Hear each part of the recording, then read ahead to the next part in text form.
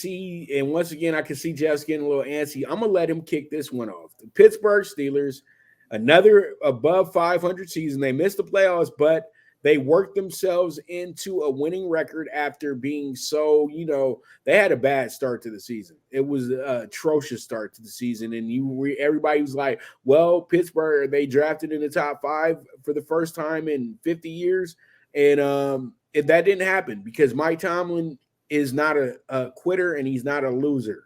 And so pretty much he was able to rally the troops and did not say every single week on NFL Bet Exchange, y'all got to stop sleeping on Tomlin. And this was the last 7 weeks of the season when they had already wrote Pittsburgh off. And I said, no, this guy's going to start running the table, and the Steelers are going to start getting some ugly wins. And that's exactly what happened. And pretty much they finish up 9-8 after beating the Browns the final game of the season.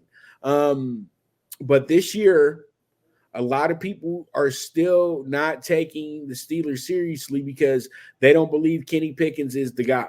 And I think that Kenny Pickens, all he did was improve, and improve some more. And you know what? The guy had 2 concussions last year and still was able to get better as the season went along, unlike another guy we know that was down south. So, pretty much, but that's funny though. Kenny Pickett didn't get nobody feeling bad for him and his concussions, but Tua had a whole Save the Wells Foundation really just, they literally, it was almost damn near an NFL protest about what happened to Tua. But I think that everything happens for a reason, and I think that when it comes down to the Pittsburgh Steelers, Najee Harris has to be the focal point of that offense. And then everything else falls in line after that. He's going to be exactly what Christian McCaffrey is to the 49ers to me. And that's what's going to be the X factor and the defining point of this team having a really good season, in my opinion, Jeff. And I'm seeing it right now with the Steelers that they have it set up to where they are a over under of 8.5, and then a 5-1 on division championship odds. And I think that this might be one of the best odds that you can get for a division champion, for a team that's getting overlooked. And wins and losses, and wins this year over under 8.5. And this is pretty high from where I'm at, because they have some places that have the Steelers at 6.5 this year. Why are they expecting the Steelers to be a top 15 drafting team next year? That's absolutely out the picture for me. I think that the Steelers are going to be a team that's going to be competitive once again, and they're going to be a team that's going to spoil somebody's season just like they do every year. And watch out for George Pickens. That's an absolute Pro Bowler right there. Your thoughts, though. Go ahead. I'm going to let you take the stage on the Steelers. Mike Tomlin's never had a losing season. Now, again, this could be the egg on face. We'll come back to this in November or December. I mean, the numbers are set up for egg on the face. I mean, he's never had a losing season, so therefore he's going to be 9-8 at worst. So there you go. You get your over there. 5-1 is an absolute joke. Pickett, I'm not calling him Ben Roethlisberger, but I can see him making the next step forward. Pickens is emerging. 149 looks last year to Deontay Johnson. Those drops, bad throws, whatever you want to call them, the catch rate is only going to increase.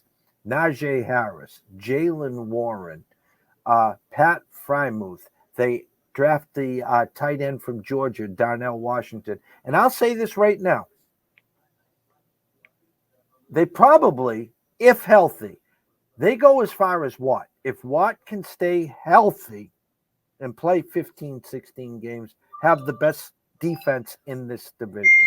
And I said it, that's over the Ravens. So my point is, this is value, and more value. I think that they, on paper, have a team that, as you said, goes as far as Najee Harris. Listen, is he going to be Le'Veon Bell this year? I know he wasn't the Najee Harris we thought he was. I just think the next year, the emergence of Pickett, to Pickens, to Deontay Johnson, to Frymuth, with a division, with a defense that's only getting better. This is to me the shocker of all. I would not be shocked to see these guys at 11-6 winning this division. I'll take the 5-1. I'll take the over 8.5. We'll address this the first of every month, but this is the steal of the century, no pun intended. Hey, you know what? In the moment I saw a 5-1 on the Steelers over under 8.5, I said they they trying to make you give up on the Steelers. They're trying to sell this idea that the Steelers are going to regress, and that's not even the case. Because when we really look at and we rate quarterbacks in this division, Kenny Pickett could be the number one quarterback in the division at the end of the year. Kenny Pickett showed a lot of traits of being a very, very serviceable quarterback for in this league for a very long time. And let's not forget, he was the best quarterback coming into the draft, his draft year. Yeah, it was a down year for quarterbacks, but y'all just did that because he went to Pittsburgh and he was in the ACC. If he would have been an Ohio State guy, UCLA guy, it would be a big deal. But he wasn't. He went to Pitt.